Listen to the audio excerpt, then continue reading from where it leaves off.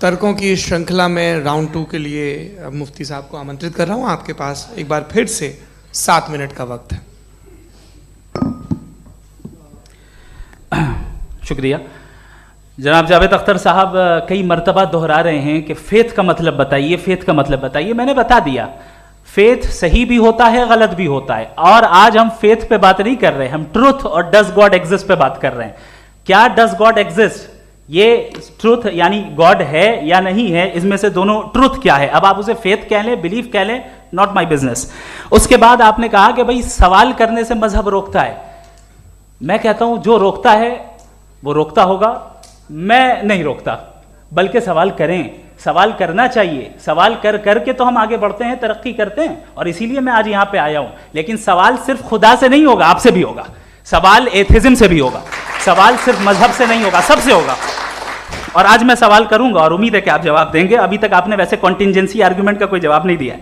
चलें, आपने कहा यूनिवर्स के बारे में इटर्नल क्यों नहीं बोल देते। ये चूंकि लॉजिकली पॉसिबल ही नहीं है कि यूनिवर्स इटर्नल हो।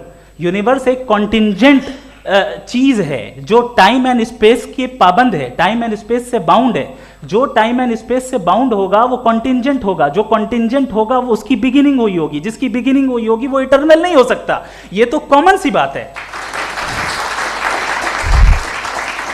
आपने कहा कि किसी मजहबी किताब में डायनासोर का जिक्र नहीं है। अफसोस कि आज तक किसी मैथमेटिक्स की किताब में मुझे डायनासोर का जिक्र नहीं मिला।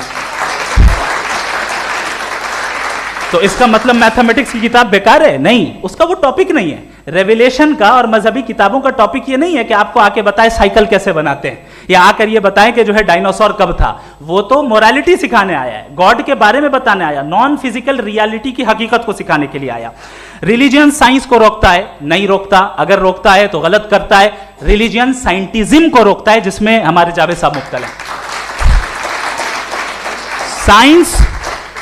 साइंस और साइंटिज्म में फर्क है।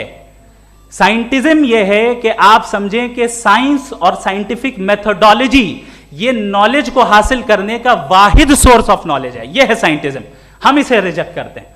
हम साइंस को तो तरक्की करते हैं। भाई आप हमारी पूरी तारीख कर लें, पढ़ लें तो आपको पता चल जाएगा। बहरहाल ये अलग टॉपिक है। उसके बाद इन्होंने एक लफ्ज कहा, वेटिकन ने फतवा दिया। वेटिकन का फतवे से कोई ताल्लुक नहीं है, दोनों कॉन्ट्राडिक्टरी अल्फाज हैं। उसके बाद उन्होंने कहा कि भाई हमें नहीं मालूम। अगर नहीं मालूम तो क्लियरली कह देना कि नहीं मालूम है, इसमें क्या हरज है। तो वही तो मैं कह रहा हूं ना कि आप कह दें कि नहीं मालूम, लेकिन क्लेम क्यों कर रहे हैं कि गॉड एग्जिस्ट नहीं कर रहा है।